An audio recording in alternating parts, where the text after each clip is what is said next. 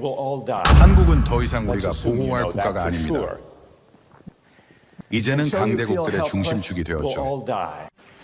하버드 국제정치학 강의실. 그 한 문장의 세계가 발칵 뒤집혔습니다. 모든 시선이 스크린으로 향했고 거기엔 단 하나의 이미지가 떠올랐습니다. 서울 도심, 24시간 내 여단급 전력 재편성. 이건 추측이 아니라 명확한 수치가 증명한 현실이었습니다. 그런데 말입니다. 도대체 어떻게 이런 속도가 가능한 걸까요? 이건 단순한 군비 경쟁이 아니라 생존의 기술이 진화한 결과였습니다. 냉정한 데이터는 세계에 충격을 남겼고 잠재력이 현실을 압도할 때 그것은 국가 본능이 되죠. 그리고 이제 누구도 부정하지 못합니다. 작은 땅, 제한된 자원, 그러나 끝없는 진화. 이제 일본이 한국을 평가할 자격이 있습니까? 지금부터 그 놀라운 현장 속으로 들어가 보시죠. 미국에서 날아온 충격적인 이야기. 바로 시작합니다. 그리고 지금 어디에서 시청하고 계신지 댓글로 남겨주세요. 여러분의 이야기도 듣고 싶습니다. 그 전에 잠깐 1초 만에 누를 수 있는 좋아요 버튼을 꾹 눌러주시면 영상 제작에 큰 힘이 됩니다. 그럼 바로 사연 시작하겠습니다. 전쟁 준비를 70년 했다면 어떻게 될까요? 모든 남성이 군인 출신이라면 평범한 아저씨가 하루 만에 군인으로 변한다면 말이죠. 불가능하다고 생각하시나요? 그런데 말입니다. 서울 한복판 번화가에서 24시간 안에 여단급 전력 구성이 가능한 나라가 있습니다. 안녕하세요. 저는 스칼렛 카터라고 합니다. 그날 하버드 강의실에서 목격했어요.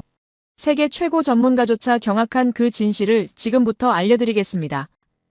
하버드 대학교 국제관계학과에 입학한 건 제게 특별한 의미가 있었습니다. 할아버지께서 베트남전에 참전하셨거든요. 어렸을 때부터 할아버지 무릎에 앉아 듣던 그 이야기들이 제 인생의 방향을 완전히 바꿔놓았죠. 할아버지는 늘 말씀하셨어요. 스칼렛, 한국군은 달랐단다. 그들의 눈빛엔 불꽃이 있었어. 전투에서는 맹호였지. 할아버지의 목소리가 지금도 귀에 생생합니다. 베트남 정글에서 함께 싸웠던 한국군 병사들을 평생 잊지 못하셨어요. 미국 정부도 인정했던 그들의 전투력, 그 속에 숨겨진 비밀이 뭔지 저는 늘 궁금했습니다.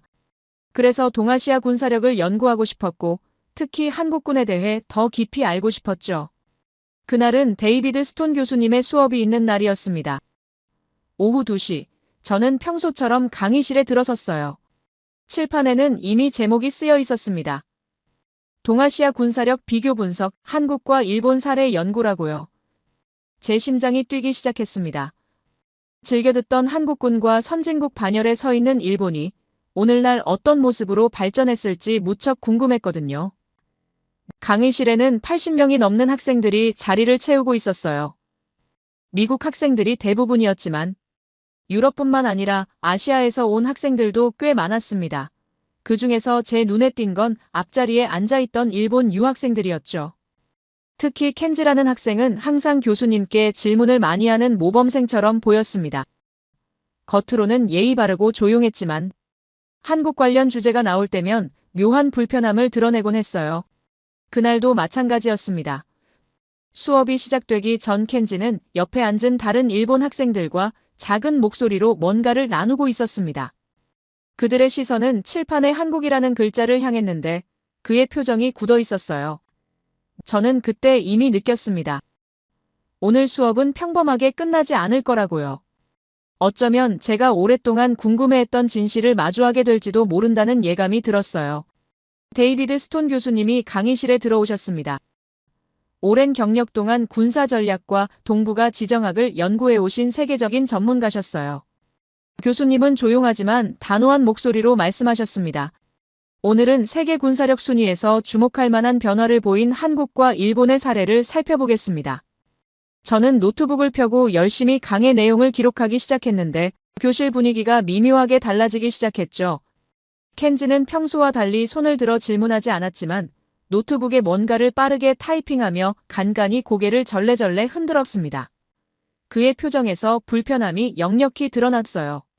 교수님이 첫 번째 슬라이드를 띄우셨습니다. 화면에는 글로벌 파이어파워라는 제목과 함께 세계 군사력 순위가 나타났는데 거기엔 충격적인 숫자가 있었어요. 대한민국 세계 군사력 순위 5위라고 적혀 있었고 일본은 7위였습니다. 순간 강의실 분위기가 발칵 뒤집어지기 시작했어요. 몇몇 학생들은 서로 눈빛을 주고받으며 놀라움을 감추지 못했습니다. 유럽 출신 학생 한 명이 작은 목소리로 중얼거렸죠. 한국이 일본보다 위라고요. 하지만 켄지의 얼굴은 점점 더 굳어져 갔습니다. 교수님은 계속해서 설명하셨어요. 한국의 군사력 지수는 지난해 6위에서 한 계단 상승한 결과입니다. 2016년 11위에서 시작해 꾸준히 상승해온 거죠. 전 세계가 주목하는 놀라운 성장세라고 하셨습니다. 구체적인 수치들이 하나씩 등장했어요. 국방비 500억 달러로 세계 12위, 전차 2200여 대, 장갑차 3100여 대, 전투기 400여 대, 헬기 700여 대라고요. 저는 숨을 죽이고 화면을 바라봤습니다. 켄지는 손가락으로 책상을 두드리며 안절부절 못하는 모습이 역력했고 이렇게까지 구체적인 수치들이 나열되는데도 켄지의 표정은 인정하지 못하겠다는 듯 일그러져 있었어요. 교수님이 다음 화면으로 넘어가셨습니다. K2 흑표 전차. 세계 최고 수준의 기동성과 화력을 자랑합니다. 폴란드를 비롯한 유럽 국가들이 앞다투어 도입하고 있죠. 한국형 전투기 KF-21 스텔스 설계와 초음속 순항 능력을 갖췄습니다. 블록원 레이저 무기 발사 비용 2,000원의 명중률 100%라고요. 저는 할아버지께서 들려주신 베트남 전 당시 한국군의 이야기를 떠올렸습니다. 그때도 그들은 뛰어났지만 오늘날은 차원이 다른 수준이었죠. 바로 그 순간이었습니다. 켄지가 참지 못하고 손을 번쩍 들었어요. 교수님께서 그를 지목하셨죠. 그리고 켄지의 입에서 그 충격적인 말이 터져나왔습니다. 교수님, 한국이라는 나라가 어떤 곳인지 우리 모두를 위해 말씀드리겠습니다. 그의 목소리엔 조롱이 가득 섞여 있었어요. 일제강점기 때는 총 하나 제대로 만들지 못하던 나라 아닙니까? 우리 일본이 근대화를 시켜준 은혜도 모르는 국가입니다. 기르던 개도 주인을 향해 짖지 않는데 이 나라는 은혜를 원수로 갚는 짐승 같은 나라입니다. 교실 전체가 순식간에 얼어붙었어요. 저는 제 귀를 의심했습니다. 하버드 대학교 강의실에서, 그것도 세계 최고 명문대에서 이런 말이 나올 줄은 꿈에도 몰랐죠. 몇몇 학생들은 입을 벌린 채 멍하니 켄지를 바라봤습니다. 유럽 출신 학생 한 명은 고개를 저으며 믿을 수 없다는 표정을 지었어요. 중국 유학생 한 명은 작은 목소리로 중얼거렸죠. 데이비드 스톤 교수님의 눈빛이 매섭게 변했습니다. 교수님은 잠시 침묵을 지키셨어요. 그 침묵이 영원처럼 길게 느껴졌습니다. 여러분, 그 순간 저는 알았어요. 오늘 수업이 전혀 예상치 못한 방향으로 흘러가게 될 거라는 걸요. 할아버지께서 들려주신 이야기들, 한국군에 대한 제 관심, 그리고 지금 이 순간의 충격적인 망언까지 모든 것이 한 곳으로 모이고 있었습니다. 교수님이 천천히 입을 여셨어요. 켄지 군, 당신의 무지한 편견을 듣기 전에 현대 한국군 사력의 실제 현황을 먼저 살펴보는 게 좋겠군요. 교수님의 목소리는 차갑고 단호했습니다. 그리고 결국 스크린이 전환되기 시작했죠. 저는 그 순간을 절대 잊지 못할 겁니다. 교수님의 표정에서 격분이 느껴졌어요. 하지만 동시에 냉정함도 있었습니다. 켄지는 자신이 방금 무슨 말을 했는지, 그것이 어떤 결과를 불러올지 전혀 모르고 있었죠. 교실 안 80여 명의 학생들 모두가 숨을 죽이고 다음 순간을 기다렸습니다. 전 세계 최고의 군사 전문가가 지금부터 무엇을 보여줄 것인가? 그 기대감과 긴장감이 강의실을 가득 채웠어요. 교수님이 천천히 화면을 전환하셨습니다. 스크린에 불타는 건물들과 약탈당하는 상점들의 사진이 나타났어요. 1992년 4월, LA 폭동이었습니다. 저는 그 사건에 대해 어느 정도 알고 있었어요. 로드니 킹 사건으로 촉발된 미국 역사상 최악의 폭동 중 하나였으니까요. 하지만 교수님이 보여주신 사진들은 제가 알던 것과는 다른 이유로 충격적이었습니다. 불타는 LA 한복판에서 옥상에 서 있는 한인들의 모습이 보였어요. 그들은 소총과 산탄총을 들고 거리를 내려다보고 있었습니다. 교수님이 말씀하셨어요. 1992년 4월 29일 로드니 킹 사건 판결 직후 LA에 폭동이 발생했습니다. 하지만 숨겨진 진실이 있었다고 하셨어요. 두순자 사건을 빌미로 언론이 한인 사회를 집중 공격했고 경찰은 의도적으로 한인타운을 방치했다는 겁니다. 저는 화면을 응시했습니다. 교수님은 당시 상황을 낱낱이 파헤쳐 보여주기 시작했어요. 경찰은 한인타운 진입을 거부했고 소방차도 오지 않았습니다. 말도 안 되는 일이었어요. 자본국이라 불리는 미국 땅에서, 그것도 LA 한복판에서 시민들을 완전히 버린 겁니다. 하지만 놀라운 건 한인들의 대응이었어요. 그들은 스스로를 지키기 시작했습니다. 교수님이 새로운 슬라이드를 보여주셨습니다. 한인 자경단의 조직도가 나타났어요. 3층 건물 옥상에는 저격수들이 배치되어 있었습니다.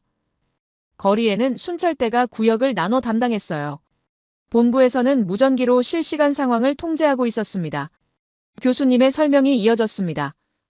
한인들은 자신들의 영역을 마치 군사 요새처럼 만들었다고 하셨어요. 전략적 요충지를 장악하고 체계적인 방어선을 구축했다는 겁니다. 이건 한국의 군사 문화가 얼마나 강력한지를 보여주는 증거라고 하셨어요. 저는 숨을 죽이고 들었습니다. 교실 안다른 학생들도 마찬가지였어요. 켄지는 고개를 숙인 채 손을 떨고 있었습니다. 가장 충격적인 것은 그들의 전투력이었어요. 교수님이 새로운 자료를 보여주셨습니다. 한인 자경단 중 상당수는 한국 특수부대 출신이었다는 겁니다. 그들은 옥상에서 정확한 저격으로 폭도들의 접근을 차단했어요. 당시 현장 사진이 스크린에 떴는데 소총과 산탄총, 글록 17을 든 한인들의 모습에서 전문적인 군인의 면모가 엿보였습니다. 교수님이 강조하셨어요. 이들은 단 한 명의 사상자도 내지 않고 정확한 경고, 사격으로 한인타운을 지켜냈다고 하셨습니다. 이건 전술적으로 불가능에 가까운 성과였어요. 더욱 놀라운 건 조직력이었습니다. 교수님이 지도를 펼치셨어요. 한인들은 마치 전시 작전하듯 한인타운을 여러 구역으로 나누고 각 구역마다 책임자를 배치했다고 하셨습니다. 무전기로 실시간 상황을 공유하며 마치 하나의 군부대처럼 움직였다는 겁니다. 켄지가 손을 들었습니다. 그의 목소리엔 여전히 불복이 섞여 있었어요. 그건 그저 운이 좋았던 거 아니냐는 식으로 말했습니다. 폭도들이 무서워서 도망간 것일 수도 있지 않느냐고 했어요. 교수님은 고개를 저으셨습니다. LA 경찰 보고서에 따르면 한인타운은 가장 격렬한 공격을 받은 지역이었다고 하셨어요. 하지만 다른 지역과 달리 조직적으로 방어에 성공했다는 겁니다. 이건 결코 우연이 아니었습니다.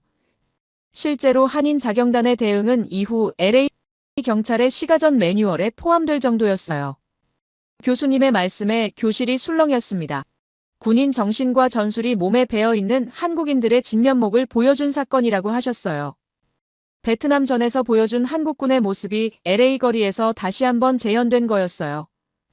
교수님이 말씀을 이어가셨습니다. 세계를 이끄는 인류 국가들조차 이런 조직력을 갖춘 시민 방어는 본 적이 없다고 하셨어요. 자본국이라 불리는 미국에서조차 경찰이 방치한 상황에서 이토록 체계적인 방어를 성공시킨 사례는 한인 사회가 유일했다는 겁니다.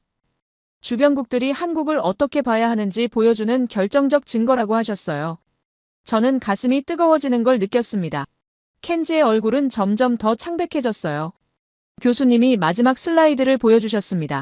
당시 한인 자경단을 이끌었던 박준호라는 분이 사진이었어요. 그분은 한국 공수특전단 출신이었다고 하셨습니다. 그는 LA 폭동 당시 한인타운 방어 작전을 총괄 지휘했다고 했어요. 군 복무 시절 배운 전술을 그대로 적용했고 결과는 완벽한 성공이었다는 겁니다. 교수님의 목소리에 무게가 실렸습니다. 이것이 바로 한국인의 DNA입니다. 70년간 전쟁을 준비해온 민족의 본능이라고 하셨어요. 평범한 시민이 순식간에 조직화된 군대로 변신하는 나라, 그게 바로 대한민국이라고 했습니다. 켄지는 더 이상 반박하지 못했어요. 교실 안 모든 학생들이 숨죽인 채 화면을 응시했습니다. 유럽 출신 학생 한 명이 작은 목소리로 중얼거렸어요. 이게 정말 가능한 일입니까? 교수님은 고개를 끄덕이셨습니다. 가능한 게 아니라 실제로 일어난 일이라고 말이죠. 그리고 이건 시작에 불과하다고 하셨어요. 한국군의 진짜 모습은 이제부터 보여드리겠다고 했습니다. 화면에는 질문 하나가 떠올랐어요. 왜 LA 한인들은 그토록 강했을까? 저는 그 질문을 보며 고개를 갸우뚱했습니다. 분명 평범한 시민들이었는데 어떻게 군대처럼 움직일 수 있었던 걸까요? 교수님이 천천히 입을 여셨어요. 답은 간단합니다.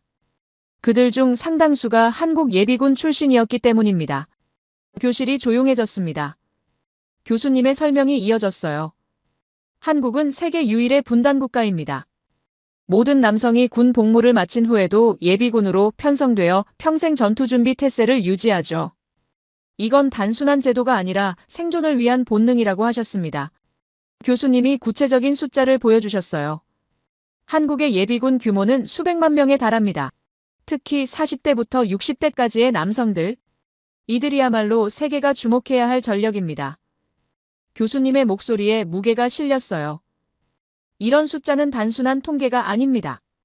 즉각적인 전투력으로 전환 가능한 살아있는 인력이에요. 켄지가 손을 들었습니다. 그의 목소리에는 여전히 불복이 섞여 있었어요. 하지만 교수님, 전역한 지 10년, 20년이 지난 사람들이 과연 제대로 싸울 수 있겠습니까? 교수님은 미소를 지으셨습니다. 좋은 질문입니다. 제 한국인 친구 박태준 교수의 이야기를 들려드리고 싶군요. 교수님이 말씀하셨어요. 그는 57살의 한국인 예비역 공군 병장입니다. 항공정비병 출신이라며 당당히 언제나 말하면서 30개월이 넘는 긴 복무 기간을 거쳤다고 알려주었어요. 저는 메모하며 귀를 기울였습니다. 교수님의 눈빛이 깊어지며 말을 이어갔어요. 얼마 전 그에게 물었습니다. 지금도 비행 지원이 가능하냐고 물었더니 그의 대답은 단호했어요. 지금 당장 비행장에 가도 어제 일처럼 비행 지원이 가능하다고 말하더군요. 교수님이 설명하셨습니다. 그 속에 숨겨진 의미는 충격적이었어요. 전시의 군용 비행장은 적의 최우선 타격 목표가 되기에 이런 예비 전력의 즉각적인 투입은 전쟁의 승패를 가르는 결정적 요소가 된다며 답해 주었습니다. 미국도 예비군 시스템이 있지만 한국처럼 이렇게 즉각적인 전투 투입이 가능한 수준은 아니라고 하셨습니다. 저는 가슴이 뛰는 걸 느꼈어요. 교수님이 또 다른 이유를 알려주셨습니다. 박 교수는 전역한 지 20년이 넘었지만 복무 시절 총기 번호가 아직도 선명하다고 했어요. 군사훈련이 몸과 마음에 깊이 새겨져 결코 지워지지 않는다고 했습니다. 교수님이 말씀하셨어요. 한국 군대가 단순히 전투력을 키우는 것에 그치지 않고 훈련이 삶과 연결되어 평생 지속되는 영향력을 미친다는 점에 대해 큰 경의를 표하게 되었습니다. 미국 군대도 훈련에 대한 자부심이 크지만 단 한 번의 군 복무가 평생의 전투력으로 이어진다는 한국군의 정신력은 역대급으로 다른 차원의 강력한 이미지로 다가왔어요. 교수님이 가장 인상 깊었던 대화를 들려주셨습니다. 그에게 전쟁이 나면 어떻게 하겠느냐고 물었을 때의 답변이 저를 충격에 빠뜨렸어요. 당연히 참전하겠다는 것이었습니다. 나이 때문에 받아주지 않을 것을 알면서도 그의 마음은 이미 전장에 투입되어 있는 병사처럼 말이죠. 교수님이 덧붙이셨어요. 그는 내일 전쟁이 일어난다면 집에서 군복을 꺼낼 것이라고 했습니다. 이런 마음가짐을 가진 예비군이 수백만 명이라는 겁니다. 교수님이 강조하셨습니다. 이것이 바로 한국 예비 전력의 진정한 본질이에요. 숫자나 통계로는 결코 설명할 수 없는 가슴속 깊은 곳에서 끓어오르는 열정과 의지. 그야말로 뜨거운 피와 같은 것이죠. 교수님이 새로운 자료를 보여주셨습니다. 화면에는 놀라운 문장이 떠올랐어요. 서울 한복판 번화가에서 단 하루 만에 여단급 전력 구성이 가능합니다. 교실이 술렁였습니다. 계속해서 교수님이 설명하셨어요. 이들은 탱크와 자주포를 운용하고 전투기를 조종하며 잠수함을 지휘할 수 있습니다. 도시 전투에서는 최고의 저격수로, 산악 지형에서는 최정예 특수부대로 변신이 가능한 존재들이죠. 이렇게 다양한 전투 능력을 평생 유지하는 예비군은 세계 어디에도 없다고 하셨어요. 교수님이 말씀을 이어가셨습니다. 놀라운 것은 이 엄청난 전력이 평범한 일상 속에 숨어 있다는 사실입니다. 지금도 여러분 주변에 평범해 보이는 아저씨들, 그들의 가슴 속에는 언제든 폭발할 수 있는 전쟁의 불씨가 잠들어 있어요. 이것이 바로 한국이 가진 최후의 카드이며 세계 어느 나라도 가질 수 없는 오직 한국만이 보유한 숨겨진 비밀병기라고 할 수 있습니다. 교실 앞 모든 학생들이 완전히 몰입했어요. 교수님의 목소리가 한층 진중해졌습니다. 일본 학생들에게는 미안하지만 사실을 말씀드려야겠습니다. 더욱 충격적인 것은 그들의 내면에 숨겨진 뜨거운 응집력이었어요. 이 세대의 가슴 속에는 말로 표현할 수 없는 깊은 의미가 새겨져 있습니다. 그들은 절대로 일본을 곱게 보지 않아요. 그들의 머리와 가슴에는 아직도 그 모든 기억이 생생하게 살아있기 때문이죠. 세대를 넘어 전해진 그 깊은 한과 분노는 결코 사그라들지 않았습니다. 다만 너무나 당연한 것이기에 너무나 깊은 것이기에 굳이 입 밖으로 꺼내지 않을 뿐이었어요. 그들의 가슴 속에는 언제나 뜨거운 불씨가 살아 숨쉬고 있었습니다. 교수님의 목소리가 더욱 단호해졌어요. 만약 그 운명의 순간이 온다면 100년의 세월 동안 쌓인 한과 분노를 폭발시킬 준비가 되어 있는 사람들입니다. 켄지는 점점 더 깊이 주저앉았어요. 자신이 얼마나 무지한 발언을 했는지 깨달은 듯 했습니다. 교수님은 마지막 일격을 날렸어요. 적이라면 절대로 이런 상대와 마주하고 싶지 않을 것입니다. 이것이 바로 한국 예비전력의 진정한 파워입니다.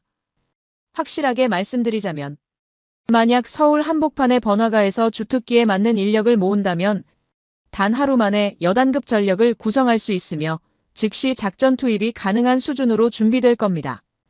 교실이 다시 한번 술렁였어요. 켄지의 얼굴에서 모든 혈색이 사라졌습니다. 교수님이 화면을 전환하셨습니다. 스크린에는 낯선 사진들이 나타나기 시작했는데 정글 속에서 촬영된 흑백 사진들이었습니다.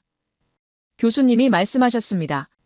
한국 예비군의 정신이 어디서 왔는지 이해하려면 베트남 전쟁을 반드시 살펴봐야 합니다. 1960년대 베트남 정글에서 한국군은 명백한 증거를 남겼어요. 맹호 부대는 맹렬한 전투력으로 백마 부대는 철저한 방어 전술로 유명했습니다. 교수님이 구체적인 전투 기록을 보여주셨어요. 미군 장교들의 평가 보고서가 스크린에 떴습니다. 한국군과 함께라면 안심할 수 있다는 내용이었어요. 그들의 전투 기록은 상상을 초월하는 수준이었습니다. 하지만 교수님이 보여주신 건 단순한 전투 기록이 아니었습니다. 화면에 숨겨진 문서가 나타났어요. 저는 숨을 죽이고 화면을 바라봤습니다. 교수님이 설명하셨어요. 일부 지역에서 한국군 소대장들이 밤마다 베트콩 지역 대표와 비공식 휴전 협상을 했다는 기록이 남아 있습니다. 목적은 서로의 민간인 피해를 최소화하는 것이었어요. 교실이 술렁였습니다. 켄지는 고개를 들며 혼란스러운 표정을 지었어요. 교수님이 말씀을 이어가셨습니다. 지도에서 취약구역을 표시해 서로 그 시간대엔 움직이지 않기로 합의했다는 겁니다. 이 사실은 한국과 베트남 공식 문서에 거의 나오지 않지만 미군 보고서에서 일부 언급됩니다. 저는 메모하며 생각했어요. 전쟁 중에도 인간성을 잃지 않으려 했던 사람들이 있었구나. 교수님이 새로운 사진을 보여주셨습니다. 한국군과 함께 있는 베트남 청년들의 모습이었어요. 교수님이 설명하셨어요. 한국군 통역병 중 상당수가 베트남 혼혈 혹은 프랑스식 교육을 받은 엘리트들이었습니다. 이들은 한국군과 민간인의 갈등을 완충하는 비공식 외교관 역할을 했어요. 프랑스령 인도차이나 시절부터 교육받은 지식인들이었다는 겁니다. 하지만 그들의 운명은 비극적이었습니다. 교수님의 목소리가 낮아졌어요. 전쟁 후 이들은 남베트남 패망과 함께 협력자란 이유로 재교육 수용소로 보내졌습니다. 한국군 병사들이 몰래 구출한 사례도 존재해요. 저는 가슴이 먹먹해지는 걸 느꼈습니다. 전쟁은 단순히 승패로 끝나는 게 아니었어요. 그 속에서 살아남아야 했던 사람들의 이야기가 있었습니다. 교수님이 충격적인 자료를 하나 더 보여주셨어요. 북베트남 호치민 루트에는 한국전 참전 경험이 있는 공산군 고문이 활동했다는 겁니다. 중국과 소련, 자문단뿐 아니라 한국전에서 싸웠던 중국과 북한 출신 고문이 북베트남에 파견됐다고 하셨습니다. 한반도에서 사용했던 야간 게릴라 전술을 베트남에 전수했다는 거예요. 한국군 입장에서는 전쟁 방식이 익숙한 적을 만난 셈입니다. 일부 미군 보고서에 한국전 전술이 베트남전에서 역이용되었다는 분석이 존재한다고 하셨어요. 전쟁이 세계사적으로 순환하고 있었던 겁니다. 교수님이 말씀하셨습니다. 한국은 세계 유일의 분단 국가로서 70년 넘게 전쟁 준비를 해왔다고 하셨어요. 지정학적 리스크가 가장 높은 곳에서 매일같이 긴장 속에 살아온 민족이라는 겁니다. 이건 단순히 군대가 강하다는 차원을 넘어선 문제였어요. 국가 전체가 모든 남성이 군인 정신을 몸에 새기고 살아가는 나라였습니다. 교수님이 강조하셨어요. 냉전 붕괴로 전 세계가 군축에 나설 때도 한국만은 오히려 군사력을 강화했다고 하셨습니다. 이렇게 오랫동안 전쟁 준비에 매진한 나라는 미국과 한국뿐이라는 겁니다. 저는 메모하며 생각했어요. 이게 바로 LA 한인타운에서 목격된 그 조직력의 근원이었구나. 켄지는 여전히 고개를 숙인 채 아무 말도 하지 못하고 있었습니다. 교수님이 새로운 자료를 보여주셨어요. 한국 군대의 훈련 강도에 관한 비교 분석이었습니다. 오늘날 한국군의 훈련은 세계에서 가장 혹독한 수준이라고 하셨어요. 이스라엘과 더불어 실전 대비 훈련 강도가 최고 수준이라는 겁니다. 하지만 차이가 있었어요. 이스라엘은 주변국과의 산발적 분쟁이지만 한국은 세계 4위 군사력을 가진 북한과 대치하고 있다는 겁니다. 교수님의 말씀에 무게가 실렸습니다. 이건 단순한 훈련이 아니라 생존의 문제라고 하셨어요. 저는 화면을 응시했습니다. 교수님이 말씀을 이어가셨어요. 한국은 위기를 기회로 바꾸는데 천재적인 민족이라고 하셨습니다. 분단이라는 최악의 상황을 오히려 세계 최강의 군사력을 만드는 동력으로 삼았다는 겁니다. 이렇게 역설적인 발전을 이룬 나라는 역사적으로 유례가 없다고 하셨어요.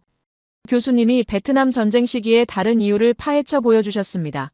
남베트남 시골 마을 가운데 일부는 낮에는 남베트남 행정, 밤에는 북베트남군과 베트콩의 지배라는 이중 통치 구조가 일상화되었다고 했어요. 마을 사람들은 생존을 위해 두 체제 모두에게 세금과 식량을 제공했다는 겁니다. 교수님이 말씀하셨어요. 전쟁의 회색지대에서 양쪽 모두를 속여가며 살아야 하는 평범한 농민들이 있었습니다. 한국군은 이런 복잡한 상황 속에서도 민간인 피해를 최소화하려 노력했다고 하셨어요. 그게 바로 비공식 휴전 협상의 이유였다는 겁니다. 저는 가슴이 뜨거워지는 걸 느꼈습니다. 교수님이 마지막 슬라이드를 보여주셨습니다. 베트남 전쟁 당시 한국군 기록 사진들이 나타났어요. 정글 속에서 순찰하는 한국군, 민간인을 보호하는 한국군, 동료를 구조하는 한국군의 모습이었습니다. 교수님이 강조하셨어요. 이들이 가진 건 총 한 자루와 의지뿐이었다고 하셨습니다. 하지만 그 의지가 나라를 지켰다는 겁니다. 저는 숨을 죽이고 들었어요. 베트남전에서도 마찬가지였습니다. 맹호 부대와 백마 부대는 미군조차 놀랄 만큼 뛰어난 전투력을 보여줬어요. 그들이 가진 건 최신 무기가 아니라 생존에 대한 의지였습니다. 교수님이 강조하셨어요. 이게 바로 한국군의 DNA라고, 장비가 아니라 정신이라고 하셨습니다. 오늘날 한국이 세계 5위 군사력을 가진 건 우연이 아니라는 겁니다. 70년간 분단이라는 지정학적 리스크 속에서 단련된 결과라고 하셨어요. 저는 그건 단순한 전투 의욕이 아니었습니다. 생존을 위해, 조국을 위해, 가족을 위해 싸우는 사람들의 의지였어요. 교수님이 말씀을 이어가셨습니다. 한국인의 단결력은 세계적으로 유명하다고 하셨어요. 위기가 닥치면 하나로 뭉치는 민족성. 이게 바로 한국의 힘이라는 겁니다. LA 폭동에서 본 그 조직력도 베트남전에서 본 그 전투력도 모두 같은 뿌리에서 나온 거라고 하셨습니다. 켄지는 더 이상 아무 말도 하지 못했어요. 그의 얼굴은 창백했습니다. 교수님이 마지막으로 강조하셨어요. 한국을 이해하려면 숫자만 봐서는 안 된다고, 정신을 봐야 한다고 하셨습니다. 세계 5위 군사력이라는 숫자 뒤에는 70년간 쌓아온 의지와 단결력이 있다는 겁니다. 이게 바로 일본이, 그리고 주변국들이 절대 무시할 수 없는 이유라고 하셨어요. 저는 가슴이 뜨거워지는 걸 느꼈습니다. 교실 안 모든 학생들이 숨죽인 채 화면을 응시했어요. 유럽 출신 학생 한 명이 고개를 끄덕이며 메모하고 있었습니다. 중국 유학생도 진지한 표정으로 듣고 있었어요. 교수님이 다음 슬라이드를 준비하셨습니다. 이제부터는 현대 한국군의 구체적인 전력을 보여드리겠다고 하셨어요. 교수님이 다시 한번 스크린을 전환하셨습니다. 화면에는 K2 흑표 전차의 위용이 나타났어요. 매끈한 곡선형 디자인과 강력한 포신이 인상적이었습니다. 교수님이 말씀하셨어요. 한국은 이미 세계 최고 수준의 방산 기술을 보유하고 있다고 하셨습니다. K2 흑표 전차는 세계 최고의 기동성과 화력, 생존성을 자랑한다는 겁니다. 저는 숨을 죽이고 화면을 바라봤어요. 교수님의 설명이 이어졌습니다. 폴란드뿐만 아니라 루마니아, 에스토니아 등 나토 연합국가들이 앞다투어 한국 무기를 도입하고 있다고 하셨어요. 특히 폴란드는 K2 전차를 1000대 넘게 주문했습니다. 이건 단순한 무기 구매가 아니라 의지의 표현이라고 하셨어요. 현실적으로 러시아와 대치하고 있는 유럽 국가들이 검증된 전투력을 원한다는 겁니다. 그리고 그 선택이 한국이었습니다. 저는 가슴이 뜨거워지는 걸 느꼈어요. 교수님이 새로운 슬라이드를 보여주셨습니다. KF-21 한국형 전투기가 화면에 떴어요. 스텔스 설계와 초음속 순항 능력을 갖춘 최신의 전투기였습니다. 교수님이 강조하셨어요. 이건 한국이 독자 개발한 전투기라고, 기술 이전이 아니라 순수 국산 기술이라고 하셨습니다. 결국 한국은 전투기 자체 개발 능력을 가진 전 세계 몇 안 되는 나라 중 하나가 된 겁니다. 바로 그 순간이었습니다. 켄지가 참지 못하고 다시 손을 들었어요. 그의 목소리는 떨리고 있었습니다. 교수님, 하지만 일본도 막강한 기술을 가지고 있지 않습니까? 우리는 반도체 기술을 가지고 있고 자동차 산업도 세계를 이끄는 수준입니다. 로봇 공학에서도 앞서 있고 정밀 기계 분야에서는 독보적이지 않습니까? 켄지의 목소리에는 필사적인 무언가가 섞여 있었어요. 그는 계속 말을 이어갔습니다. 일본의 기술력은 오늘날 아시아에서 최고 수준입니다. 인구도 더 많고 경제 규모도 더 크지 않습니까? 군사력 순위 같은 건 결국 숫자, 노름 아니겠습니까? 실제 전쟁이 벌어지면 어떻게 될지 알 수 없는 거 아닙니까? 교실이 다시 한번 긴장했어요. 교수님은 켄지를 조용히 바라보셨습니다. 찬찬하게 그의 말을 다 들으신 후 차분한 목소리로 말씀하셨어요. 켄지 군, 좋은 지적입니다. 일본의 기술력을 말씀하셨는데 현실적으로 파헤쳐보죠. 교수님의 눈빛이 냉정하게 변했습니다. 일본이 한국보다 나은 건 솔직히 말해서 인구 규모뿐입니다. 그것도 고령화 사회로 접어든 인구라는 점을 간과하고 계시는군요. 교수님이 새로운 데이터를 보여주셨어요. 일본의 고령화 비율과 한국의 비교 그래프가 나타났습니다. 교수님이 설명하셨어요. 지속 가능한 발전이 없는 인구는 오히려 국가의 짐이 된다고 하셨습니다. 일본은 현실적으로 혁신보다는 현상 유지에 급급한 사회 구조를 가지고 있다는 겁니다. 발전하는 것보다 현재의 삶을 계속 가지고 나아가려는 경향이 강하다고 하셨어요. 반면 한국은 끊임없이 변화하고 혁신하는 나라라고 하셨습니다. 세계의 흐름에 발맞추는 속도가 나토 연합국가들보다도 빠르다는 겁니다. 이게 바로 폴란드뿐만 아니라 여러 유럽 국가들이 한국 무기를 선택하는 이유라고 하셨어요. 교수님의 말씀에 무게가 실렸습니다. 군사력은 단순히 병력 숫자나 예산 규모만으로 결정되지 않는다고, 의지와 혁신 능력이 핵심이라고 하셨습니다. 켄지는 아무 말도 하지 못했어요. 그의 얼굴이 창백하게 변했습니다. 교수님이 말씀을 이어가셨어요. 더 깊이 파헤쳐 보겠습니다. 화면에 블록원 레이저 무기 시스템이 나타났습니다. 교수님이 설명하셨어요. 이건 한국이 개발한 차세대 대공 방어 시스템이라고 하셨습니다.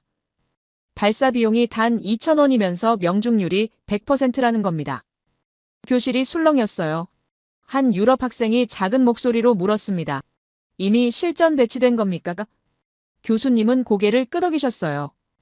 이미 한국군에 배치되어 운용 중이라고 하셨습니다. 이건 방산 기술 면에서 한국이 세계 최고 수준에 도달했다는 의지의 증거라고 하셨어요. 교수님이 더욱 놀라운 자료를 보여주셨습니다. 한국의 방산 수출 순위가 화면에 떴어요. 2021년 기준 세계 8위, 수출액 74억 달러였습니다. 이건 10년 전과 비교해 6배나 증가한 수치라고 하셨어요. 특히 곡사포 분야에서는 이미 세계 최고 수준의 위상을 확보했다고 했습니다. K9 자주포는 1,300문이 넘게 운용되고 있다는 겁니다. 교수님이 강조하셨어요. 한국 포병 여단 하나만으로도 유럽 선진국 전체의 화력을 압도한다고 하셨습니다. 교수님이 새로운 슬라이드를 띄우셨는데 현무 미사일 시리즈가 화면에 나타났어요. 교수님의 목소리가 더욱 단호해졌습니다. 현무 미사일 수천 발이 베이징과 도쿄를 사정권에 두고 있다고 하셨어요. 특히 현무5는 전략급 장거리 미사일로 한반도 전역은 물론 주변국 주요 도시를 타격할 수 있다는 겁니다. 이건 단순한 무기가 아니라 전략적 억제력이라고 하셨습니다. 교수님이 말씀을 이어가셨어요. 일본은 2차 대전 이후 중장거리 미사일 자체를 보유하지 못하고 있다고 하셨습니다. 반면 한국은 2021년 미사일 사거리 제한이 완전히 해제된 후 급속도로 전략 무기를 개발하고 있다는 겁니다. 이게 바로 군사력 균형이 완전히 바뀐 이유라고 하셨어요. 현실적으로 한일 간 군사적 충돌이 발생한다면 한국이 압도적 우위에 있다는 게 전문가들의 공통된 평가라고 했습니다. 교수님이 더욱 파헤쳐 들어갔습니다. 핵잠수함 개발 계획이 화면에 나타났어요. 한국이 핵잠수함 보유를 추진하고 있다고 하셨습니다. 이게 실현되는 순간 일본 해군력은 완전히 무력화된다는 겁니다. 결국 동북아 해상 전력의 균형이 한국 쪽으로 완전히 기울게 된다고 하셨어요. 저는 숨을 죽이고 들었습니다. 교수님이 마지막으로 강조하셨어요. 한국은 단순히 무기를 사는 나라가 아니라 만들어서 파는 나라가 되었다고 하셨습니다. 폴란드뿐만 아니라 나토 연합국가들이 한국 무기를 선택하는 이유는 명확하다고 했어요. 검증된 성능, 합리적인 가격, 그리고 빠른 납기라고 하셨습니다. 이건 한국의 의지와 기술력이 만들어낸 결과라고 했어요. 교실 안 모든 학생들이 화면을 응시했습니다. 켄지는 더 이상 반박하지 못했어요. 그의 손이 떨리고 있었습니다. 교수님이 켄지를 바라보며 말씀하셨어요. 켄지 군이 말씀하신 일본의 기술력은 분명 뛰어납니다. 하지만 그 기술이 군사력으로 전환되지 못하는 이유를 아십니까? 교수님의 목소리가 차가워졌습니다. 2차 대전 이후 일본은 헌법상 제약으로 공격용 무기 개발이 금지되어 있습니다. 결국 방어만 할 수 있는 군대인 겁니다. 반면 한국은 70년간 전쟁 준비를 해왔고 그 경험과 기술이 축적되어 오늘날의 방산 강국이 된 겁니다. 교수님이 단호하게 말씀하셨어요. 기술은 있지만 쓸 수 없다면 아무 의미가 없습니다. 이게 바로 현실입니다. 켄지의 얼굴에서 모든 혈색이 사라졌어요. 교수님이 잠시 숨을 고르셨습니다.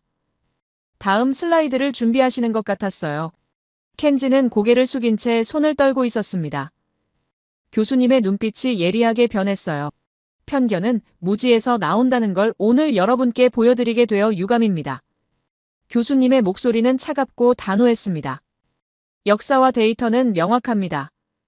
객관적 사실 앞에서 주관적 편견은 아무런 의미가 없습니다.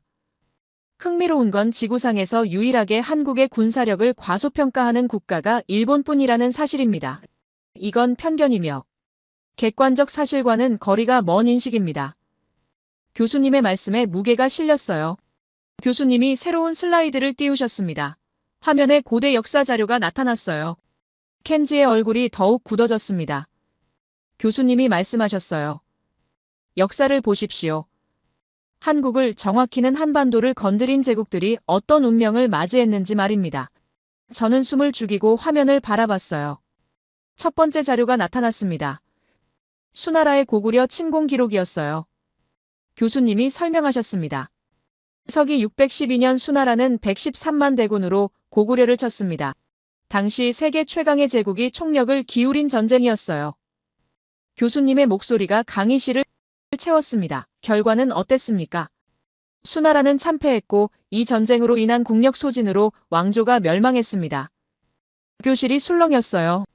저는 메모하며 귀를 기울였습니다.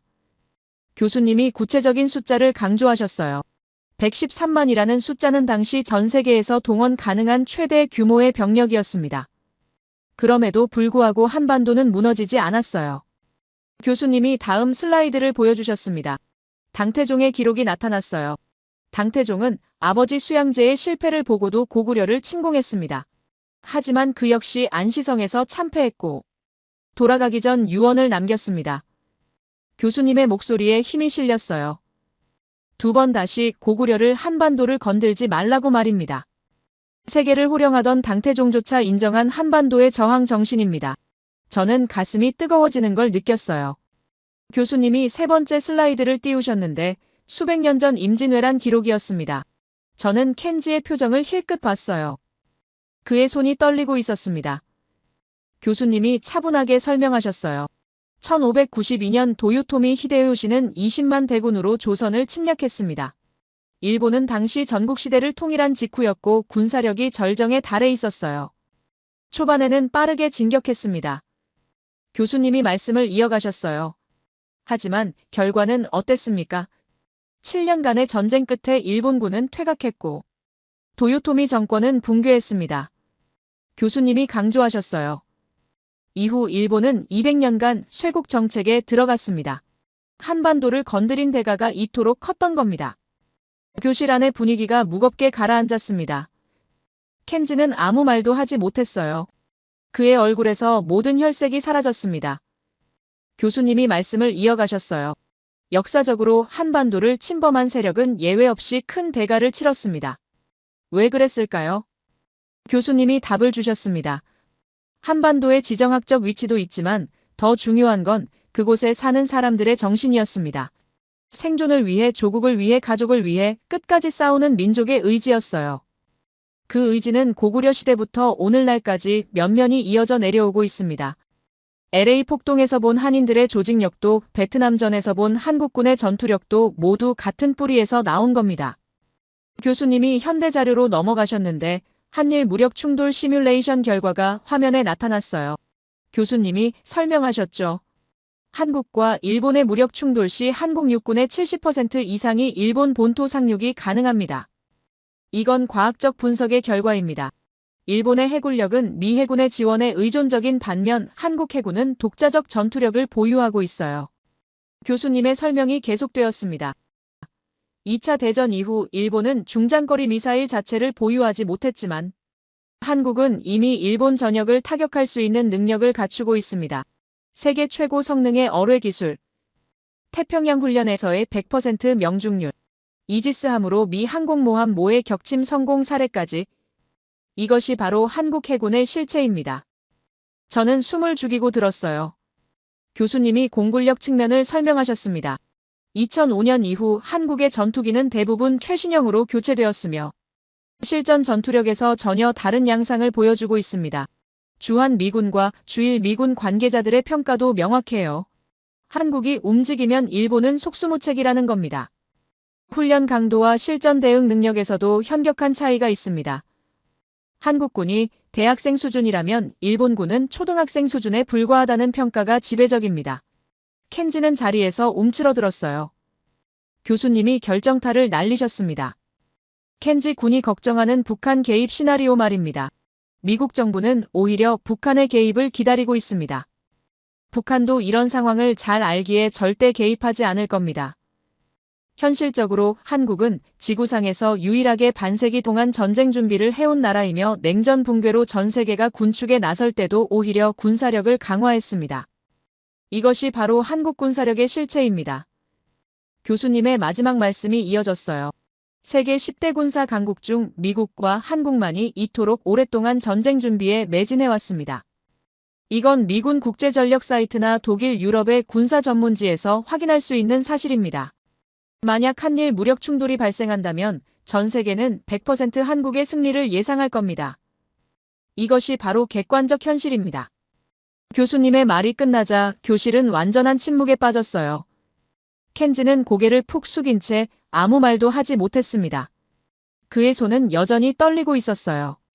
저는 가슴이 벅차오르는 걸 느꼈습니다. 교수님이 말씀하셨어요. 데이터는 거짓말하지 않습니다. 한국 해군의 잠수함 전력, 한국 공군의 훈련 시간, 한국 육군의 실전 대비 태세, 모든 지표가 한국의 압도적 우위를 보여줍니다. 이건 제 개인적 의견이 아니라 나토 연합국 군사 전문가들의 공통된 분석입니다. 교수님이 강조하셨어요. 역사는 반복됩니다. 수나라가 멸망했고 당태종이 유언을 남겼으며 도요토미 정권이 붕괴했습니다. 그 모든 역사가 우리에게 가르쳐주는 교훈은 명확합니다. 한반도를 얕잡아보는 순간 그 대가는 혹독하다는 것입니다. 켄지의 입술이 파르르 떨렸습니다. 교실 안다른 학생들은 숨죽인 채 두 사람을 바라봤어요. 유럽 출신 학생들은 진지하게 메모하고 있었고 중국 유학생들도 고개를 끄덕이며 동의하는 표정이었습니다. 저는 노트북에 한 줄을 적었습니다. 역사와 데이터는 명확하다. 편견은 무지에서 나온다. 교수님이 마지막 슬라이드를 띄우셨습니다. 화면에는 간단한 문장 하나가 떠올랐어요. 한반도를 건드린 모든 제국은 역사 속으로 사라졌다. 교수님의 목소리가 강의실을 채웠습니다. 이것이 1000년이 넘는 시간 동안 증명된 역사적 사실입니다. 그리고 오늘날 한국의 군사력은 그 어느 때보다 강력합니다. 켄지가 다시 손을 들려는 그 순간이었습니다. 뒷자리에서 다른 손이 먼저 올라갔어요. 마이클이라는 미국 학생이었습니다. 교수님께서 그를 지목하셨죠. 마이클은 조심스럽게 입을 열었습니다. 교수님, 한일 관계 분석은 흥미롭습니다만 아시아에서 가장 강대국은 원래 중국 아닙니까? 인구 14억의 세계 2위 경제 규모, 핵보유국이자 UN 상임이사국입니다. 한국과 일본을 비교하는 것도 의미 있지만 중국이라는 변수를 빼놓고는 동북아 군사력을 논할 수 없지 않겠습니까? 마이클의 목소리는 정중했지만 질문은 날카로웠어요. 교실 안 학생들이 일제히 교수님을 바라봤습니다. 교수님은 잠시 미소를 지으셨어요. 아주 좋은 지적입니다. 마이클 군, 실제로 많은 사람들이 그렇게 생각하죠. 교수님이 새로운 슬라이드를 띄우셨습니다. 화면에는 한국과 중국과 일본의 비교 데이터가 나타났어요. 교수님의 목소리가 강의실을 채웠습니다. 하지만 파헤쳐보면 전혀 다른 이유가 드러납니다. 먼저 명확히 해야 할 게 있습니다. 한국과 일본 그리고 중국은 원래 비교 자체가 안 되는 구조였어요. 교수님이 그래프를 보여주셨습니다. 1980년대만 해도 중국의 GDP는 한국의 10배가 넘었습니다. 기술력 격차는 더욱 컸어요. 중국은 핵무기를 보유했고 한국은 원조를 받는 나라였습니다. 말도 안 되게 앞서 있던 겁니다. 저는 화면을 응시했어요. 교수님이 말씀을 이어가셨습니다. 하지만 오늘날을 보십시오. 교수님이 최신 데이터를 띄우셨어요. 1인당 GDP에서 한국은 중국의 3배가 넘습니다. 기술 무역 수지는 더욱 극적이에요. 한국은 흑자, 중국은 적자입니다. 반도체 분야를 보겠습니다. 교수님이 구체적인 수치를 보여주셨어요. 한국은 세계 최고 수준의 반도체 기술을 보유하고 있습니다. 삼성과 SK 하이닉스가 세계 시장에서 차지하는 비중은 70%가 넘어요. 중국은 막대한 투자에도 불구하고 아직 한국 기술의 10년 전 수준에 머물러 있습니다. 마이클이 고개를 끄덕이며 메모했습니다. 교수님이 더욱 놀라운 데이터를 보여주셨어요. 조선 산업을 보십시오. 한국은 세계를 이끄는 조선 강국입니다. 특히 LNG 운반선과 초대형 컨테이너선 분야에서는 중국이 따라올 수 없는 기술력을 보유하고 있어요. 중국 조선소들이 한국 설계 도면을 사가는 실정입니다. 교수님의 목소리에 무게가 실렸습니다. 더욱 충격적인 건 추세입니다. 화면에 성장률 그래프가 나타났어요. 한국의 기술 혁신 속도는 중국보다 훨씬 빠릅니다. 연구개발 효율성에서 한국은 세계 최고 수준이에요. 같은 돈을 투자해도 한국이 얻는 성과가 중국보다 3배 이상 높습니다. 방산 수출을 보겠습니다. 교수님이 새로운 자료를 띄우셨어요. 한국은 지난 5년간 방산 수출이 6배 증가했습니다. 폴란드, 루마니아, 호주까지 한국 무기를 선택하고 있어요. 반면 중국 무기는 가격은 싸지만 신뢰성 문제로 고급 시장에서는 선택받지 못하고 있습니다. 교수님이 말씀하셨어요. 중국이 한국에게 추월당할 위기라는 표현은 부정확합니다. 이미 핵심 기술 분야에서는 한국이 앞서 있어요. 교실이 술렁였습니다. 마이클은 놀란 표정으로 화면을 바라봤어요. 켄지는 고개를 더 깊이 숙였습니다. 교수님이 일본 데이터를 보여주셨습니다. 일본은 어쩌면 더 심각합니다. 1990년대만 해도 일본은 세계 경제를 좌우하는 나라였어요. 하지만 오늘날은 완전히 달라졌습니다. 반도체에서 한국에 추월당했고 조선에서도 밀렸으며 자동차 산업마저 위협받고 있습니다. 전기차 배터리 분야를 보십시오. 교수님이 강조하셨어요. 한국은 LG, 삼성, SK가 세계 시장의 절반 이상을 차지합니다. 일본 기업들은 점유율이 10%도 안 돼요. 이건 단순한 추월이 아니라 격차가 벌어지고 있는 겁니다. 교수님이 핵심을 짚으셨습니다. 가장 중요한 건 상승세입니다. 화면에 3국의 혁신 지수가 나타났어요. 한국의 상승 속도가 압도적이었습니다. 교수님이 설명하셨어요. 한국은 지금 그 누구보다도 빠른 속도로 성장하고 있습니다. 연구개발 투자 증가율, 특허 출원 증가율, 기술 무역 흑자 증가율 모든 지표에서 한국이 1위예요. 미국조차도 안심하면 안 된다는 분석이 나옵니다. 교수님의 목소리가 진지해졌어요. 이건 누가 누구를 추월하고 안 하고의 문제가 아닙니다. 교수님이 강조하셨습니다. 더 본질적인 질문을 던져야 해요. 한국이라는 나라는 땅덩어리가 남한 기준 10만 제곱킬로미터에 불과합니다. 인구는 5천만 명이에요. 자원은 거의 없습니다. 교수님이 비교 데이터를 보여주셨습니다. 중국은 한국의 96배, 면적의 인구는 28배입니다. 일본도 한국보다 3배 큽니다. 그런데도 불구하고 한국이 세계 시장에서 이토록 존재감을 가지는 이유가 뭘까요? 교수님이 답을 주셨습니다. 그건 누구도 가질 수 없는 근본적인 힘입니다. 화면에 새로운 분석이 나타났어요. 한국의 강점은 단순히 기술이나 자본이 아닙니다. 교수님이 설명하셨어요. 첫째는 속도입니다. 한국은 의사결정이 빠르고 실행이 빠르며 혁신이 빠릅니다. 폴란드가 전차 1000대를 주문했을 때 한국은 1년 안에 납품 일정을 제시했어요. 독일은 5년이 걸린다고 했습니다. 이게 바로 한국이 선택받는 이유예요. 둘째는 통합 능력입니다. 교수님이 강조하셨습니다. 한국은 설계부터 생산, 수출, 유지, 보수까지 모든 걸 자체적으로 해결합니다. 중국은 핵심 부품을 수입에 의존하고 일본은 완제품 생산 능력이 떨어집니다. 한국만이 완전한 수직 계열화를 이뤘어요. 셋째는 신뢰성입니다. 교수님의 목소리가 힘을 얻었습니다. 한국 제품은 세계 최고 수준의 품질을 보장합니다. K2 전차의 고장률은 독일 전차보다 낮아요. 한국형 전투기의 성능은 검증됐습니다. 이건 단순한 스펙이 아니라 실전에서 증명된 신뢰성이에요. 넷째는 가장 중요한 겁니다. 교수님이 말씀하셨어요. 한국에는 70년간 쌓아온 생존 본능이 있습니다. 분단국가로서 매일 전쟁을 준비하며 살아온 경험이 있어요. 이건 누구도 흉내낼 수 없는 겁니다. 중국은 경제성장이 목표지만 한국은 생존이 목표였습니다. 일본은 평화헌법 아래 안주했지만 한국은 매일 긴장 속에 살았어요. 이 차이가 오늘날의 격차를 만들어낸 겁니다. 교수님이 마지막 슬라이드를 보여주셨습니다. 화면에는 한국의 미래 예측이 나타났어요. 현재 추세가 지속된다면 10년 후 한국은 세계 경제에서 더욱 중요한 위치를 차지하게 됩니다.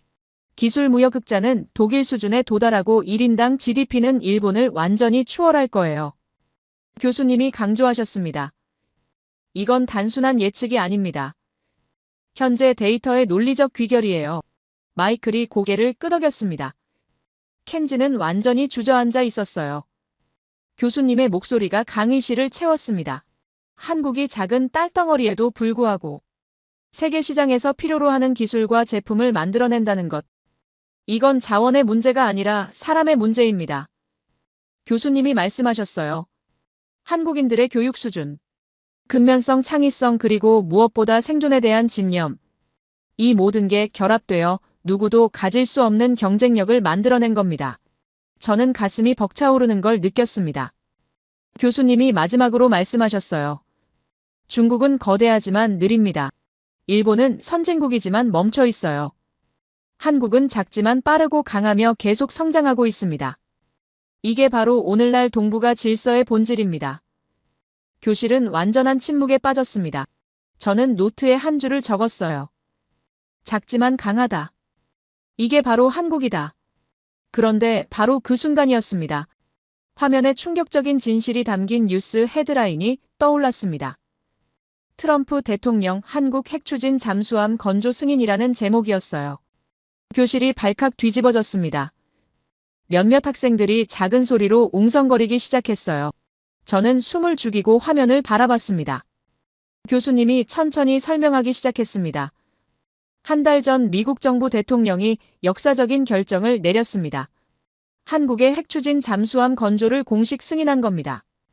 이건 미국이 1950년대 영국 이후 어떤 국가에도 허용하지 않았던 민감한 군사기술이에요. 미국이 영국 다음으로 한국의 기술 접근을 허용한 건 전례 없는 일입니다. 저는 숨을 죽이고 화면을 바라봤어요. 로이터 통신의 반응이 화면에 나타났습니다. 한국이 소수의 핵추진 잠수함 보유국 클럽에 들어가는 획기적 조치라며 놀라움을 표시했다고 했어요. AP통신도 충격적인 분석을 내놨습니다. 핵잠 기술은 미국이 보유한 가장 민감한 군사 비밀인데 호주와의 오커스 협정에서도 직접 기술 이전은 포함되지 않았다는 겁니다. 즉, 미국이 영국 다음으로 한국의 기술 접근을 허용한 것은 전례 없는 일이라는 거였어요. 일본 산케이 신문이 반응도 나타났습니다. 핵추진 잠수함은 한국의 오랜 염원이었으며 보수 진보 정권 모두 추진했으나 번번이 좌절되었던 프로젝트라고 분석했어요. 하지만 결국 한국 정부가 미국 정부의 방위비 절감 명분을 내세워 비원을 실현했다는 겁니다. 켄지의 얼굴이 더욱 창백해졌어요. 산케이 신문은 동시에 경고도 했습니다. 한국의 핵잠 보유는 중국을 자극할 가능성이 높다고 말이죠. 설명이 계속되었습니다. 트럼프 대통령의 발표 시점은 시진핑 중국 국가주석과의 미중 정상회담을 불과 몇 시간 앞둔 시점이었어요. 이건 우연이 아니었습니다. AP통신은 핵추진 잠수함이 한국뿐 아니라 미국에도 중대한 안보 변수로 작용할 무기 체계라며 중국은 이미 핵잠 보유국이고 북한도 지난 석 달 전 자체 핵추진 잠수함 건조를 선언했다고 보도했습니다. 현실적으로 동북아의 군사적 긴장이 최고조에 달한 시점이었어요. 화면에 새로운 분석이 나타났습니다. 38노스의 제니 타운 국장 인터뷰였어요. 러시아가 북한의 핵잠 기술 확보를 지원했다는 의혹이 제기된 이후 미국이 한국과의 협력 강화를 통해 동북아 핵 균형을 재조정하려는 의도가 반영된 것이라는 분석이었습니다. 결국 이번 승인은 한미기술 동맹의 강화이자 중북 견제용 전략적 카드로 읽힌다는 겁니다. 한국은 언제나 위기를 기회로 바꾸는 나라였습니다. 교수님이 더욱 깊이 파헤쳐 들어갔습니다. 핵잠수함 건조 결정은 단순한 안보 조치가 아니라고 하셨어요. 미국 조선산업과 한국 방위산업의 동반 부흥을 겨냥한 산업 정책적 의미도 지닌다는 겁니다. 트럼프 대통령은 한국의 잠수함은 필라델피아 조선소에서 건조될 것이라고 명시하며 미국 내 일자리 창출 효과를 강조했어요. 이건 단순한 무기 거래가 아니었습니다. 세계를 이끄는 두 나라의 전략적 동맹이었어요. 설명이 이어졌습니다. 한국은 세계 최고 수준의 조선 기술력을 바탕으로 핵추진 기술 이전을 통해 민수, 군수 이중 분야의 전략적 자립 기반을 확보하게 된다는 겁니다. 한화오션의 장영실함 진수로 입증된 기술적 신뢰도는 향후 한미 합작형 핵잠 프로그램의 기술 기반이 될 가능성이 크다고 하셨어요. 저는 가슴이 뜨거워지는 걸 느꼈습니다. 화면에 새로운 분석 자료가 나타났습니다. 이번 결정은 외교 안보 산업이 결합된 복합적 동맹 강화 사건이라는 설명이었어요. 트럼프는 한국을 단순한 군사 파트너가 아니라 핵잠수함 기술을 공유할 수 있는 신뢰국가로 격상시켰습니다.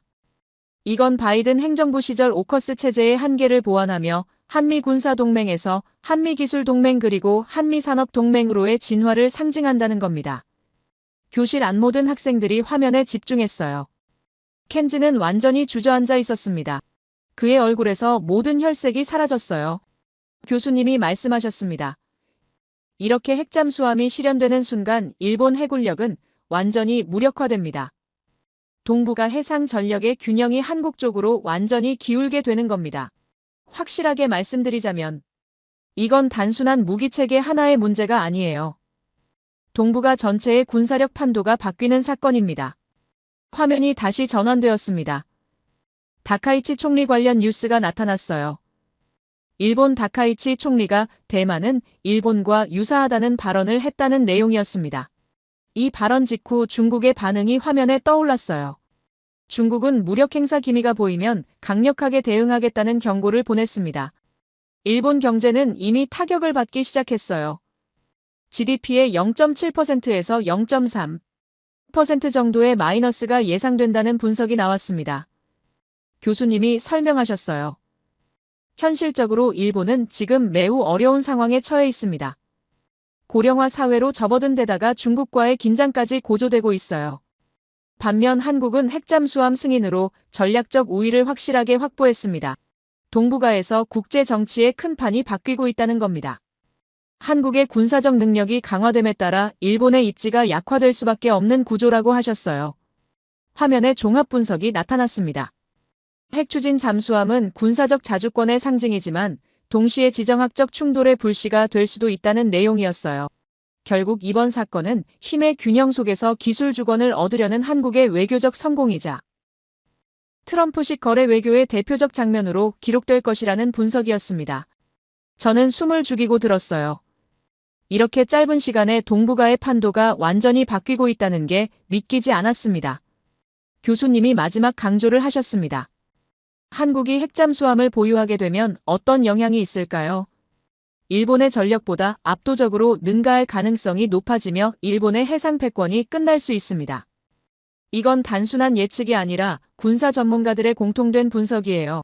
리영 빼고는 세계 최초로 미국이 핵잠 기술을 공유한 나라가 한국입니다. 이게 무슨 의미인지 아시겠습니까? 교실이 완전한 침묵에 빠졌습니다. 켄지는 고개를 들지도 못했어요. 다른 학생들은 서로 눈빛을 주고받으며 놀라움을 감추지 못했습니다. 유럽 출신 학생 한 명이 작은 목소리로 물었어요. 이렇게까지 빠르게 변할 수 있는 겁니까? 교수님은 고개를 끄덕이셨습니다. 확실하게 말씀드리자면 이미 변화는 시작되었습니다. 화면에 마지막 슬라이드가 떠올랐습니다. 미래의 한국 군사력 예측이라는 제목이었어요. 현재의 군사력과 경제력에 북한의 핵과 미사일까지 통합된다면 통일 한국의 잠재력은 상상을 초월하는 수준이 될 것이라는 내용이었습니다. 핵잠수함까지 보유한 통일 한국은 동북아의 완전히 새로운 강자로 부상하게 된다는 분석이었어요. 교수님이 말씀하셨습니다. 오늘날 우리가 목격하고 있는 건 단순한 군사력 변화가 아닙니다. 동북아 전체의 역사적 전환점입니다. 한국은 더 이상 주변국의 눈치를 보는 나라가 아니에요. 스스로의 힘으로 스스로의 기술로 전 세계를 놀라게 하는 나라가 되었습니다. 이것이 바로 객관적 현실입니다. 교실 안 모든 학생들이 화면을 응시했습니다. 켄지는 더 이상 어떤 반박도 하지 못했어요. 그의 모든 편견이 팩트 앞에서 산산조각 난 순간이었습니다. 교수님이 다음을 준비하셨습니다. 이제 마지막입니다. 오늘날 수업의 결론을 말씀드리겠습니다. 저는 숨을 죽이고 마지막을 기다렸어요. 수업이 끝났습니다. 켄지는 고개를 푹 숙인 채 강의실을 떠났어요. 그의 뒷모습에는 자신의 무지와 편견을 깨달은 자의 무거움이 묻어 있었습니다. 저는 한동안 자리에서 일어날 수가 없었어요.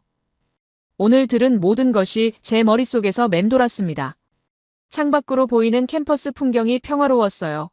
하지만 제 머릿속은 충격적인 진실들로 가득 차 있었습니다. LA 폭동에서 본 한인들의 조직력, 베트남전에서의 한국군, 오늘날의 세계 5위 군사력, 그리고 핵잠수함 승인까지 모든 것이 하나로 연결되고 있었어요. 교수님의 마지막 말씀이 떠올랐습니다. 한국을 이해하려면 숫자만 봐서는 안 된다고 정신을 봐야 한다고 하셨어요. 세계 5위 군사력이라는 숫자 뒤에는 70년간 쌓아온 의지와 단결력이 있다는 겁니다. 분단국가로서의 지정학적 리스크를 오히려 위기를 기회로 바꾼 민족이라고 하셨죠. 저는 노트를 펼쳐 오늘 배운 것들을 정리하기 시작했어요. 가장 먼저 떠오른 건 평범한 아저씨들의 이야기였습니다. 40대부터 60대까지의 한국 남성들. 그들의 가슴 속에 숨어있는 불씨. 총 한 자루만 주어지면 즉시 전투력으로 변환되는 살아있는 전력. 서울 한복판 번화가에서 하루 만에 여단급 전력을 구성할 수 있다는 충격적인 진실. 이런 예비 전력을 보유한 나라는 전 세계에서 한국밖에 없다고 하셨어요. 역사적 사례들도 생생했습니다. 수나라 113만 대군을 물리치고 왕조를 멸망시킨 고구려. 당태종에게 2번 다시 반도를 건들지 말라는 유언을 남기게 한 안시성 전투. 임진왜란 후 도요토미 정권을 붕괴시키고 일본을 200년 쇄국으로 몰아넣은 조선. 역사적으로 한반도를 침범한 세력은 예외 없이 큰 대가를 치렀다는 명백한 증거들. 오늘날 한국의 힘은 바로 거기서 나온 거였어요. 그리고 충격적인 현대 군사력의 실체도 있었습니다. K2 흑표 전차를 폴란드뿐만 아니라 나토 연합국가들이 앞다투어 도입하는 이유. 방산 수출 세계 8위 10년간 6배 증가한 수출액. K9 자주포 1300문으로 유럽 선진국 전체 화력을 압도하는 포병 전력. 블록원 레이저 무기의 발사 비용 2,000원의 명중률 100%라는 역대급 성능. 이미 한국은 세계를 이끄는 군사 강국이 되어 있었습니다. 가장 충격적이었던 건 핵잠수함 승인 소식이었어요. 미영 빼고는 세계 최초로 미국이 핵잠 기술을 공유한 나라가 한국이라는 사실. 로이터 통신이 한국이 소수의 핵추진 잠수함 보유국 클럽에 들어가는 획기적 조치라며 놀라움을 표시했다는 것. AP통신도 핵잠 기술은 미국이 보유한 가장 민감한 군사비밀인데 호주의 오커스 협정에서도 직접 기술 이전은 포함되지 않았다고 했죠. 결국 한국은 미국 정부로부터 완전한 신뢰를 받는 나라가 된 겁니다. 저는 창밖을 바라보며 생각했습니다. 전 세계가 지금 목격하고 있는 건 단순한 군사력 변화가 아니에요. 동북아의 역사적 전환점이었습니다. 한국은 더 이상 주변국의 눈치를 보는 나라가 아니라 누구도 넘볼 수 없는 강국이 되었어요.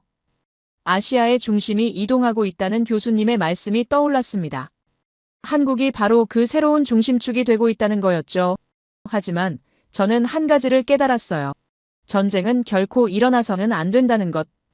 만약 그런 일이 벌어진다면 전 세계는 한국인들의 진정한 모습에 경악할 것입니다. 평범해 보이는 아저씨들이 얼마나 무서운 전사로 변모할 수 있는지. 세상은 그때서야 알게 될 테니까요. 하지만 저는 그보다는 평화로운 통일을 통하여 한민족의 잠재력이 꽃피는 날이 오기를 간절히 바랍니다. 통일 한국을 상상해 보았습니다. 현재의 군사력과 경제력에 북한의 핵과 미사일까지 더해진다면 핵잠수함까지 보유한 통일 한국은 아시아에서 완전히 새로운 강자로 부상하게 될 거예요. 이렇게 강력한 잠재력을 가진 민족이 평화롭게 통일된다면 그건 전 세계 모두를 위해 더 나은 미래가 될 것입니다. 그건 단순한 전투 의욕이 아니라 생존을 위해, 조국을 위해, 가족을 위해 싸우는 사람들의 의지였습니다. 그 의지는 고구려 시대부터 오늘날까지 면면이 이어져 내려오고 있었어요. 오늘날 국제사회가 한국을 다시 보게 된 변화는 우연이 아니었습니다. 70년간 분단이라는 지정학적 리스크 속에서 단련된 결과였어요.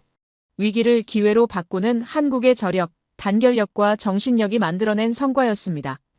LA 폭동에서 베트남전에서 오늘날의 군사력에서 그리고 핵잠수함 승인까지 모든 것이 하나의 맥락으로 연결되어 있었어요. 저는 도서관을 나서며 다짐했습니다. 한국에 대해 더 깊이 공부하겠다고 말이죠. 편견이 아닌 팩트로, 무지가 아닌 지식으로 한국이라는 나라를 모두를 위해 제대로 이해하고 전하겠다고 말이죠. 오늘날 아시아에서, 아니 전 세계에서 한국의 위상은 완전히 달라졌습니다. 더 이상 약소국이 아니에요. 누구도 넘볼 수 없는 스스로의 힘으로 일어선 강국입니다. 끝까지 들어주셔서 감사합니다. 모두 안녕히 계세요. 오늘의 사연 어떻게 들으셨나요? 하버드의 강의실에서 시작된 한 문장이 이렇게 많은 생각을 남기네요. 작은 나라가 어떻게 강대국의 중심이 되었는가? 이건 단순히 군사력이나 수치의 문제가 아닌 것 같습니다. 아마도 그 안에는 수십 년간 쌓인 의지, 그리고 위기를 기회로 바꿔온 사람들의 힘이 있었겠죠. 누군가에게는 그저 데이터였겠지만 누군가에게는 생존의 이야기였을지도 모릅니다. 지금 우리가 살아가는 이 시대에도 어쩌면 그런 본능은 여전히 우리 안에 깃들어 있는 게 아닐까요? 보호받던 나라에서 세상을 놀라게 하는 나라로, 그 변화는 어쩌면 아직도 진행 중인지도 모르겠습니다. 여러분의 생각을 아래 댓글에 남겨주세요. 그리고 감동적인 사연을 주변 사람들과 공유하고 함께 이야기 나눠보세요. 마지막으로 1초밖에 걸리지 않는 구독과 좋아요, 알림 설정은 영상 제작에 큰 힘이 됩니다. 지금까지 감동을 담아 여러분께 진심을 전하는 감동담기였습니다. 오늘 하루도 행복한 하루 보내세요.